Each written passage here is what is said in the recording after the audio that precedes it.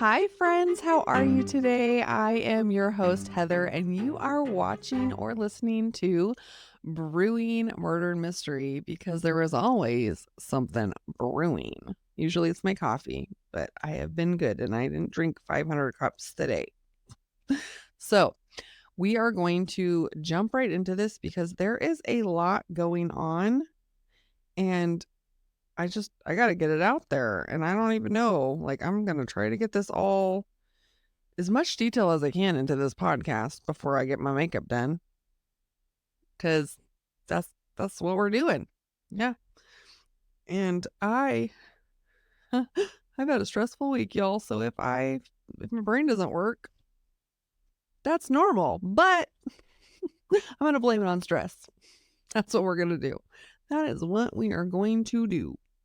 So subscribe, and leave a comment, ring that bell, do all the things if you want to continue to watch me have a train wreck. Yes, this is wonderful. Okay.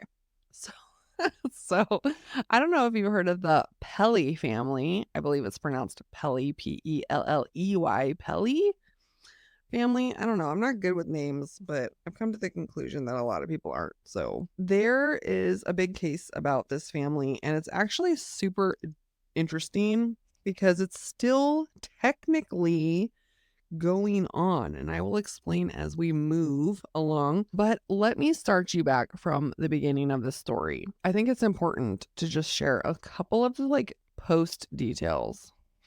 We're gonna go back to 1970 where we meet Robert, who goes by Bob Lee Pelley, and then he ends up meeting his future wife, Ava Joy Armstrong. And they meet in Ohio in the 60s, like the late 60s, at a Nazarene church university. And they quickly become very serious. And it is not long at all before they start talking about marriage. I guess I should do my makeup or I'm never going to get it done. And anyways, Bob is originally from Ohio, but Joy is from Kentucky. And I just wanted to point out, my grandparents went by their middle names, and it seems like Ava Joy, so she goes by Joy, and then Robert Lee. I mean, he does go by Bob, but I don't know. Why did people go by their middle names back then and not anymore? I don't know. I don't know. I don't know. Just a random, that's how my brain works, I guess. Bob and Joy end up getting married. They move to Florida, and Bob continues to do schooling. He has this religious background, but then he actually goes into computers and gets a job at Square D Manufacturing as a computer developing programmer, which in the 70s was really ground floor level. This is when it's starting to take off. Computers are becoming a thing, popular. They're not just in the government.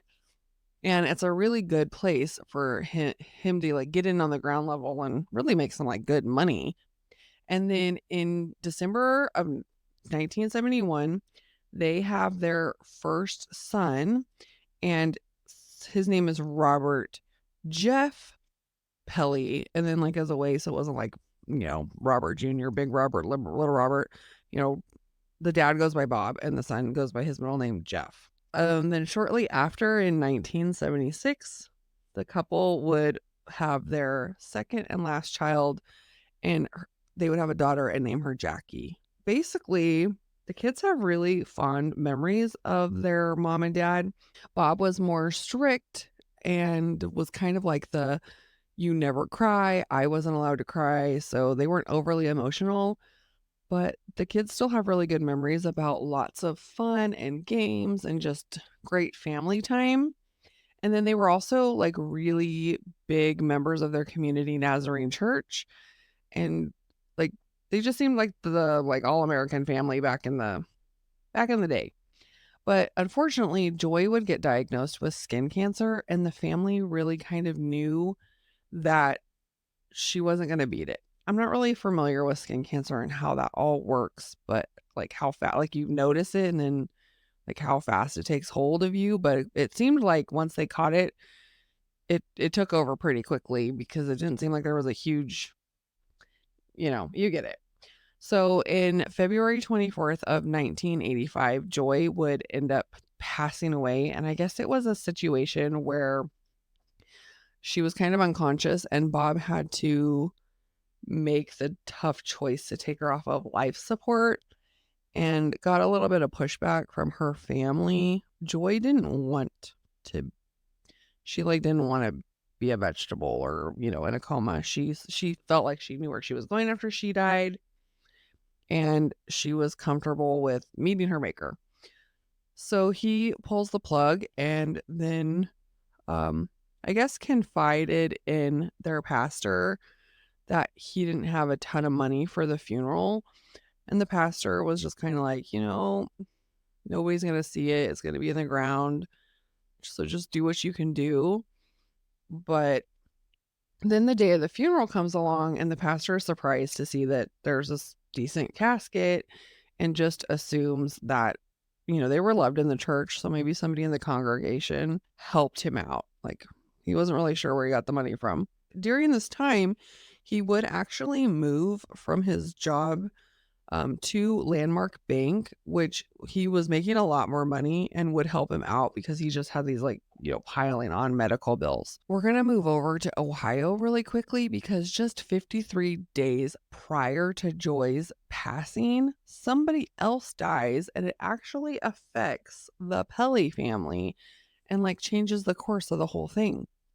So a man named Edward John Huber was working in his car in his garage in the back of his home. His wife notices like he's been out there for quite some time. So when she goes out to check on her husband, she finds him deceased under the car. And of course, like freaks out, panics, calls paramedics and all that stuff. And he's pronounced dead. And the root cause was carbon monoxide poisoning and acute alcohol intoxication or something like that. And basically, he was out there drinking and didn't get enough ventilation and died. Now, this seemed strange to his family, who had also had grief before from like a previous child passing. Basically, they were really kind of baffled because Edward had worked on cars for like years. It didn't say he was a mechanic, but maybe he just tinkered on cars for his like adult life or something. And they were kind of shocked that he wouldn't know to like have the garage door up. So some people speculated that he actually took his own life, but there was no suicide note and there was not really any proof to that. And whether that was a true scenario or not, he ended up leaving his wife alone, as a widow with their three small children. They had Jessica, who was 5 at the time, and then they had Janelle, who was 4, and then they had a 2-year-old daughter named Jolene. Now Dawn, who was only 28 years old, is left alone, being like now the sole breadwinner for her 3 small children, and she really has to rely on her family and her church to help make ends meet and like feed her 3 kids. For whatever reason, Dawn ends up traveling to this other area to visit a friend. I don't know, maybe just to get a break. When she's there, she ends up meeting Bob, who has also traveled to this location. I'm assuming because he is from Ohio. There wasn't really any reason on why he was there, but the two of them end up meeting and are introduced by Bob's niece, who's kind of like, "Oh, he's a widower and everything too." And they kind of, they kind of talk. They don't really like, it's not like love at first sight or anything, but eventually they start communicating. Bob goes back to Florida and they're still communicating. And shortly afterwards, there is talk of marriage, which is just crazy because this is like 10 months from Edward's passing and 8 months from Joy's passing, which is incredibly fast. And Jessica, Dawn's oldest daughter, is really unhappy about this because she is still grieving her father. And now she's being uprooted because the mom wants to get married to this guy in Florida. Which another part of that I found was just like crazy was Bob's 2 children, Jeff and Jackie, like, weren't even invited to the wedding because they had to attend school, but Dawn and her 3 daughters were there. And I don't know if that's because Bob was just not, like, an emotional type, so maybe he didn't really consider the ceremony, like, a really big deal. But isn't that weird that, like, you wouldn't bring your own children to your wedding? I don't know, but it was said that Jeff was okay with it. He was kind of like, "Whatever makes you happy, dad," like, "I'm all for it," and then, I don't know, I thought that was so strange and, like, really just like, "Really? Okie dokie, I guess we don't have to have our kids at our wedding," so but anyways, after the marriage, they were in Florida for just another short time. It was their 1-year anniversary where Bob kind of announces that he feels like he's been called into the ministry. He is not only going to become a pastor, he already has a church lined up in Lakeview, Indiana, and he's gonna be moving his kids there. So the pastor of the church that they were currently at was just like, he's shocked with Bob's life choices. I mean, the funeral expenses that are all of a sudden paid out of nowhere, and then all of a sudden he's dating, and then all of a sudden he's married, and then boom, he's a pastor. And as far as the Nazarene pastor knew, like, Bob didn't even have any like real formal training to become a pastor. It was just very odd, just all very odd. So the family gets uprooted to Indiana and the kids are not happy about it. It's another big change. And now the kids, Bob's, biological kids are being uprooted from Florida, and Indiana is not like Florida. It's way different. It's just a real big adjustment for everybody. So on April 30th of 1989, the members of Bob's church are starting to arrive. Okay, they're it's Sunday morning, they're all starting to arrive and they notice something really strange, and that's that Bob is not there to greet them. And, like, if you go to church or you've been to a church, it's kind of odd to be there and, like, the pastor's not there. So everybody's kind of like, that's weird because Bob has a real big habit of being at the church at not like 9 o'clock. People are just kind of wondering, like, what is going on? And there is an 11-year-old girl who plays with the Pelley kids every Sunday. Like, it's just their routine. She goes over to the house and plays with them, which again, if you're not familiar, it's not like every church, but it's common for a lot of pastors to basically live on the property. So there'll be the church and the parking lot and like the house is like right there. And so the little girl runs over to the house and she notices that the curtains are all drawn closed. All the doors are locked, which is extremely odd. And so she runs around, she like tries another door. It's also locked. So the little girl is just thinking like, "Oh, I must have missed them. Like when I ran around to this other door, maybe they walked out and went to church." So she runs back to the church. But when she gets to the church, she notices that the children are still nowhere to be found. And so this is when she kind of like lets an adult know that they weren't home, there's nobody there. And so now the congregants are getting really concerned because it's like, where is the pastor? If he was sick or if he had decided to go out of town, like he would have surely let somebody know and like, had a backup plan for somebody to take over Sunday services. I mean, otherwise, crappy pastor, but, that's, like, what they're thinking. So, one of the elder guys gets a younger guy to start the service and kinda, like, lead it for the day, and then they decide that they're going to walk over to the house and figure out what is going on. Like maybe they're super sick or something and they need help. That's like what they're thinking. So the guy is over there. His name is Dave Hathaway, and he was one of those like every Sunday religiously there on time, kind of like stand up guys. So he goes over to the house and same kind of thing. He notices that the blinds are drawn shut and the doors are locked. So, he knocks on the door, nobody comes to the door. So he's like, what the heck? So he goes back to the church and he is looking around and he's like, is there a spare key or something? for the Partridge house. And he ends up finding one of the other staff members named Lydia. Her husband happens to have a spare key for like maintenance and furnace keep. I don't know. He has a spare key. They go over there with another staff member. There's like a couple, like 2 or 3. He checks the back door. It doesn't unlock with the key, but he goes around to the front and the front door ends up unlocking. And he's like, "Okay, you guys stay in the back. I'm gonna walk through and then I'm gonna unlock the door and let you guys in." But he takes a couple steps into the front door, like entryway area, and immediately notices like something is wrong. Because at the end of this little entryway area, he sees Bob's glasses. And Bob can't see without his glasses. This isn't like sunglasses. This is like his I need these for my eyeballs glasses.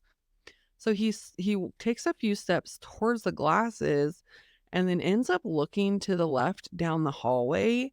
And this is where he sees Bob's body on the floor in a pool of blood.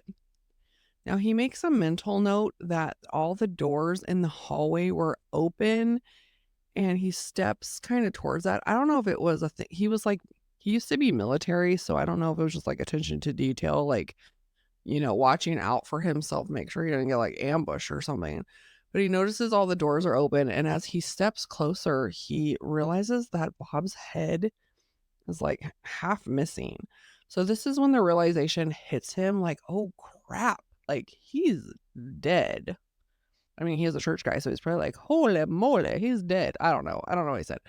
But he realizes it. So he ends up walking like back towards the kitchen through the back and like lets the people in and is like, call 911.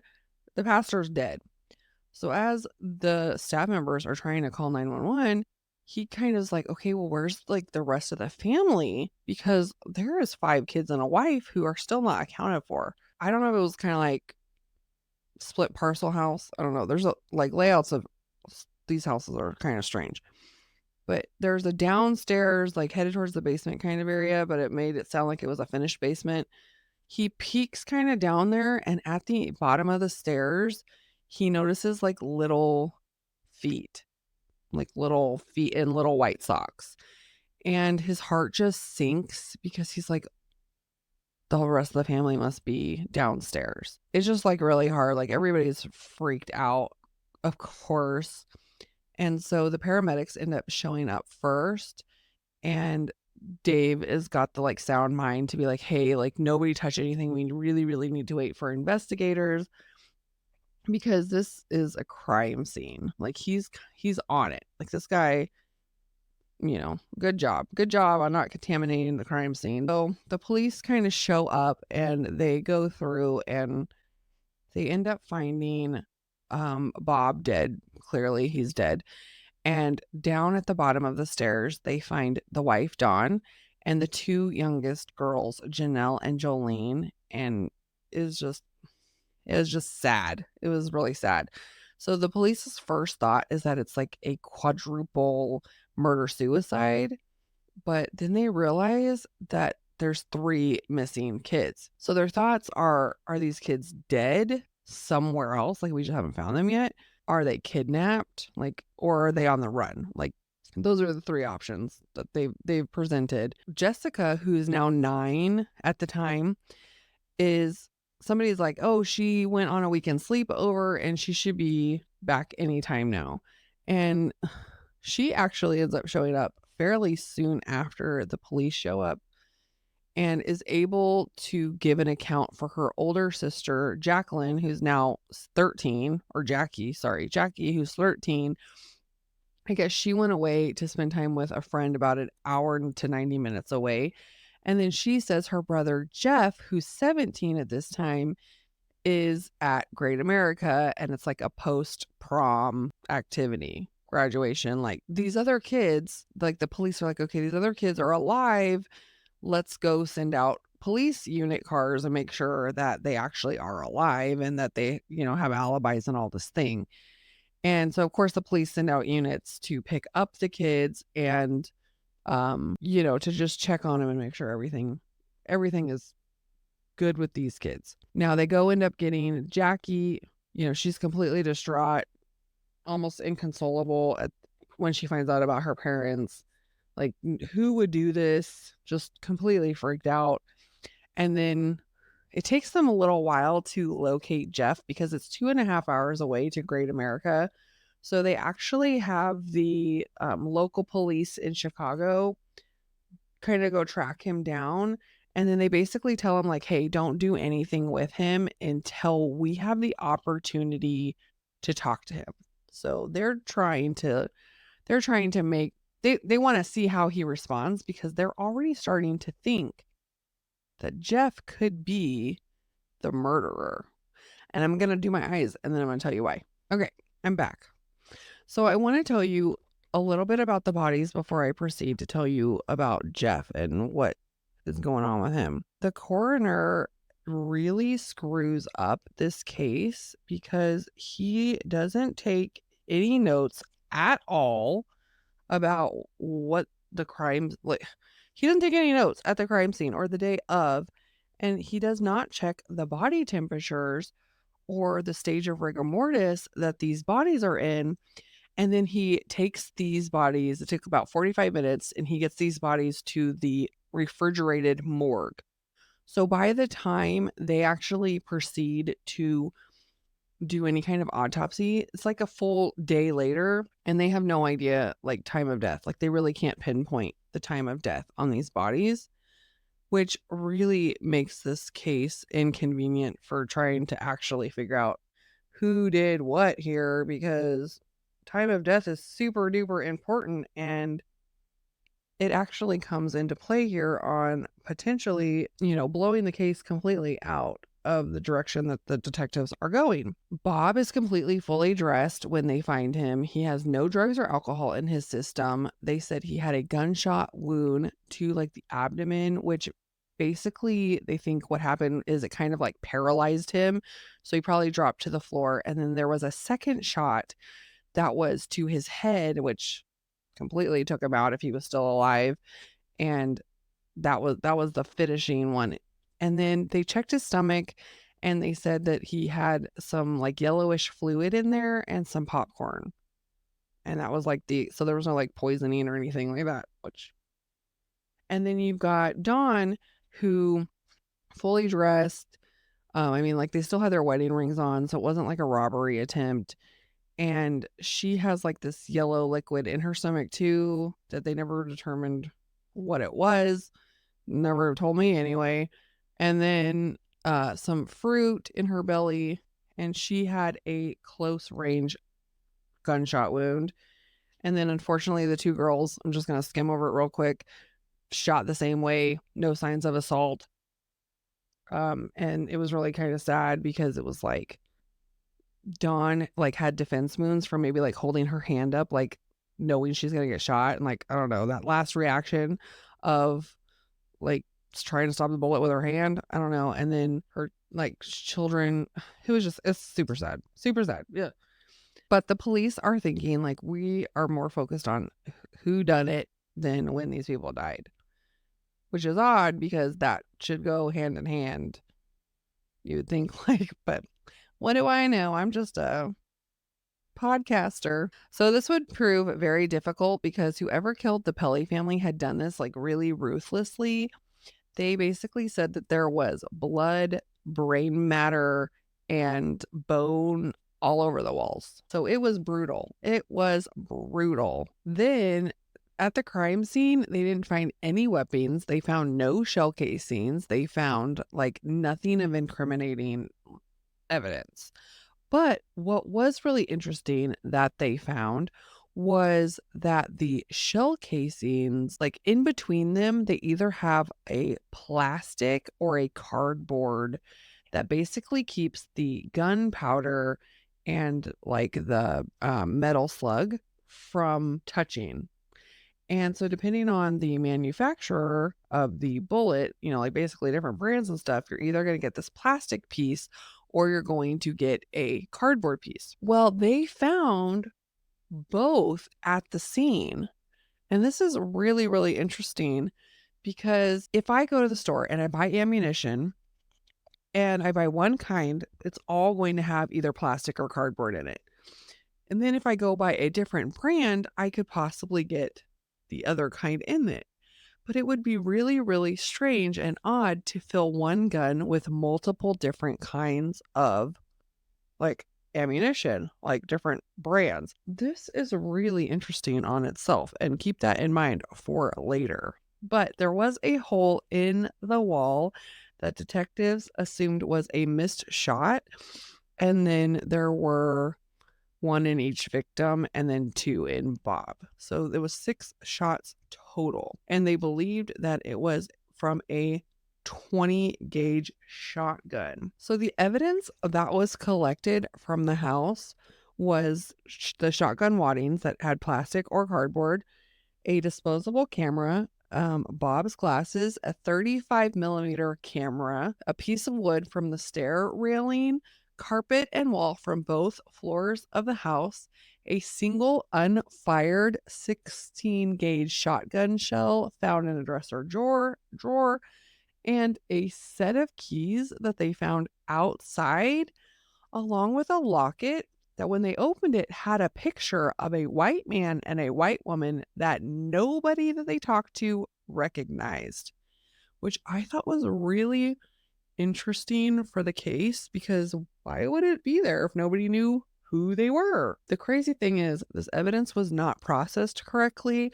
There was no photographs taken of it, and it really did not come into play in the trial, which is mind blowing. During this investigation, however, they really kind of pointed towards the evidence that they found in the washer. But I want to mention that during this investigations, the detectives basically learned that Jeff, the oldest Pelley child, was quite the challenge to his family.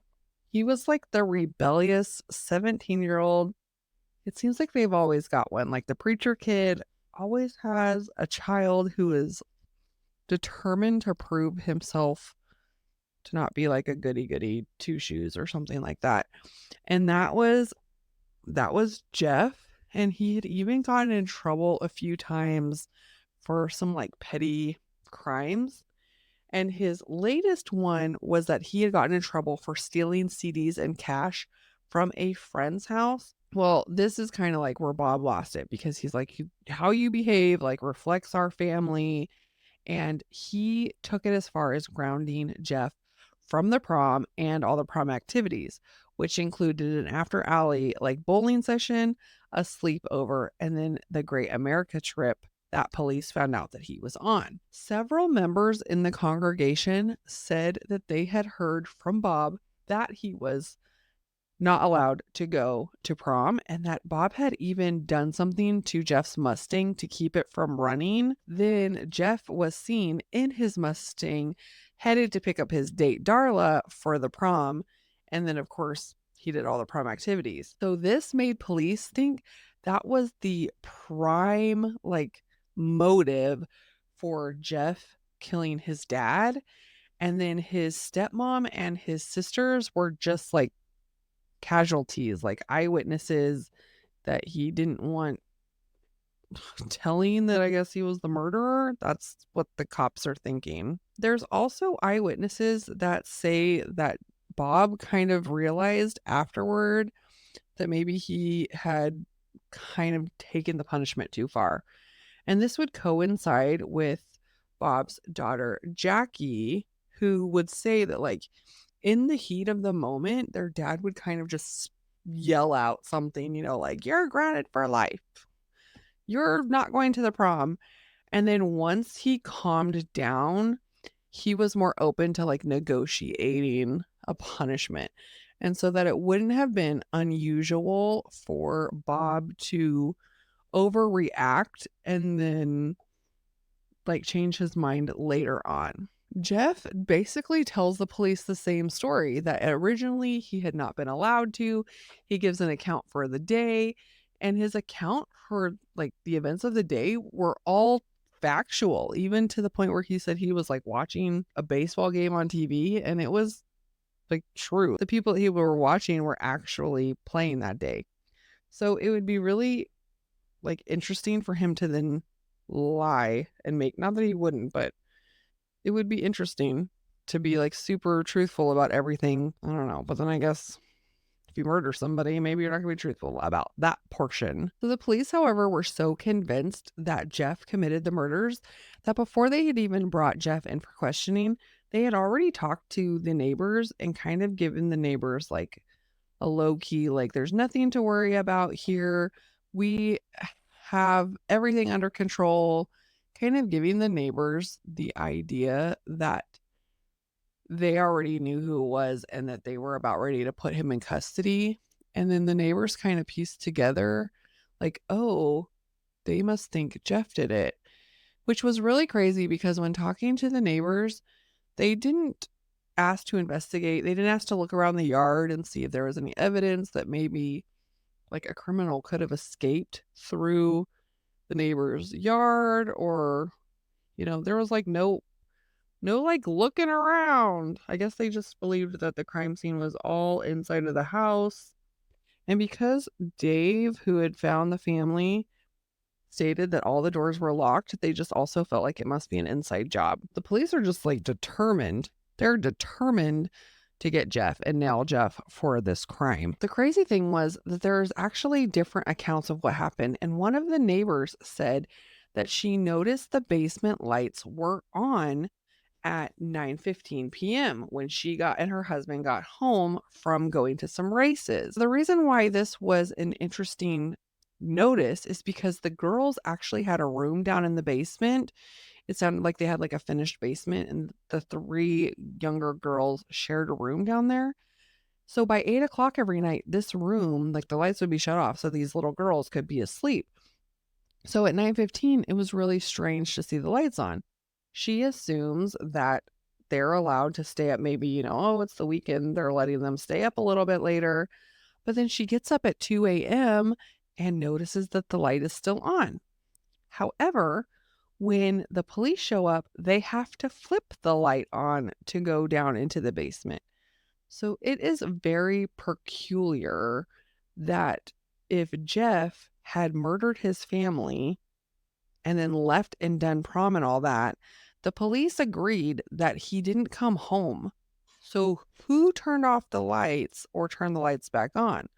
Or were the Pelley family still alive at this time? It's an interesting dilemma that they have now created. When the police locate Jeff, he is with his prom date and they're 2.5 hours away at this Great America amusement park. The police kind of say, like, don't tell them anything that's going on, question the friends, but as for Darla and Jeff, like, leave them there until we can get to them. So Jeff is asking, like, what's going on? Is everything okay? Are we in trouble? I'm assuming what a normal teenager would be like, why am I at the police station? What is going on? To which they don't tell him anything. And then eventually the police show up and tell them, like, hey, your stepmom and your dad have been murdered. And they don't mention the younger girls yet because the coroner had not released like who they were. So they didn't know which of the sisters had been murdered. But they said that they noted that Jeff quietly sobbed in the corner while Darla like tried to console him. As they drove back to the police station in the Lakeview South Bend area, I don't know if he went into shock or what, but when they actually finally get the maternal grandparents there to sign for custody and like they're able to talk to him, his demeanor has changed, which of course they assume the worst and they're just like, oh, see, he doesn't even, not even showing any emotions. But then remember, Jackie said that it wouldn't be unusual because they were raised to not be like overly emotional. So it makes sense that years and years of training yourself to not cry, you just wouldn't cry. That's my opinion anyway. So they questioned Jeff, but he doesn't account for like everything that he was doing that night. And when they ask him why he was at the prom when he wasn't supposed to be, he says that his dad changed his mind and he was allowed to go, and even called Darla, letting her know that he would be allowed to take her to prom. This didn't change the minds of the detectives. One of the police noticed when they were doing an investigation that there was a gun rack and that what probably would have been for a shotgun was missing. Now, when they questioned Jessica, which I keep after reiterating, like, remember she's 9 years old. Like, I don't know if 9-year-olds sometimes they got memories of, like, on Thursday at 4 p.m., you said I could have ice cream. But then you ask them like a serious question, I have no idea what they're talking about. So I just keep reiterating that she's 9. But they ask her about the gun, and she says before she leaves for her friend's sleepover that this gun was still where it hung on the wall. So the police again think like, aha, that's the 20 gauge murder weapon that Jeff has used to kill the family.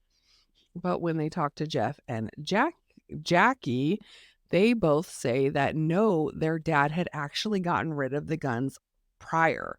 Now, what ended up happening was I guess Jeff had actually told Bob that he was going to commit suicide, to which the caring, loving father was like, I'm going to get all the guns out of the house so that he can't harm himself. The police, when hearing this, just feel justified that, like, see, Jeff is mentally unstable. And this just proves that the dad was like worried and scared about it. Instead of taking into an account that, first of all, the boy has been through a lot and he possibly like asked for help and was trying to get it. And the dad did what he thought to be right to make sure that his son didn't harm himself. I don't know. And then there's actually an eyewitness that was never, ever called up during court who was the one that the dad gave the guns to and could have testified saying, like, yeah, I had the guns, which is crazy too, because what ended up happening was the defense team didn't use him, leaving an opening for there to still say that the gun was there, which it would have taken the whole case out. I mean, like, it couldn't have been Jeff. There was no gun there. How would he have gotten the guns? They, for whatever reason, they just felt like it was not a good call for their testimony or whatnot. So they didn't use it. Well, what ended up happening was that there wasn't enough evidence to point to Jeff. So the case actually went cold for quite some time. What ended up happening was that a new like political person gets into office, right? And what do? They always promise something. Like, I promise that we're going to solve this cold case that everybody has been waiting to hear, like who done it. So that's what these guys do. They are like, we are going to solve the Pelley case. And they put new eyes on the case, and they like, so these fresh new eyes are supposed to be able to figure it out. What they end up figuring out is that, one, the evidence was not even remotely collected properly. And they've got witnesses who have been interviewed multiple times, and they've got eyewitnesses who were not ever interviewed. So they have a lot of work to do. They have to like go through all this. And in the evidence, they find in a paper bag a pair of blue jeans. Now, these blue jeans have 34 coins in the pocket, and there's a receipt in the pocket. Now, the receipt is eligible. Like, you can make it out, you can read it. But they're claiming that these were found in that washing machine. Remember the washing machine I said was going to come back? Well, they're claiming that these were the jeans that Jeff wore the night of the murder, and that he threw them in the washing machine, washed them, and these are like the murder weapon clothes. However, when they sprayed the machine, it wasn't uncommon for that to light up like a Christmas tree, because luminol actually reacts with a lot of household cleaners back in the 80s. Not so much now, but back then. The other thing that doesn't make sense is that if you were going to collect evidence out of the washing machine, why would you put it in a paper bag? Wouldn't the wet clothes ruin the paper? But yet the police were convinced that this is where these jeans had been collected. What in fact was written down collected in the washing machine was a t-shirt and a pair of socks. An unusually small load, I'll give you that, but not a pair of jeans. And in a paper bag that was already previously used for something else. That doesn't seem like a very good way to collect evidence, if you ask me. But the entire case that was going to be brought together was going to be circumstantial and based off of these jeans. There was eyewitnesses who said that Jeff had wore these jeans out of the house as he was on his way to Darla's to get ready for prom. How could these be the jeans that a murderer would have worn? They weren't covered in any kind of blood splatter, and with the fact that there was brain matter on the walls, there would surely be evidence on the murderer. However, the detectives were just convinced that Jeff had done this, and they were determined to get their cold case solved and closed. Basically, when it came to the witnesses, you had some witnesses that said that they had seen Jeff shortly after the alleged time of death, which was somewhere between 5 and 5:30.